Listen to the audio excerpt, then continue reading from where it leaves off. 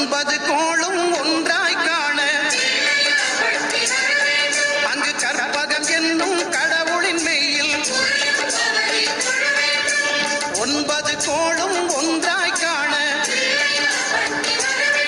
அங்கு கற்பகம் என்னும் கடவுளின் மெய்யில் சூரியன் முதலாய் ஒன்பது கிரகமும் பலவித குணங்களை கொண்டிருக்கும் எங்கள் கற்பக தருவில் அவை வரும்போது ஒன்றாய் சேர்ந்து பலனளிக்கும்.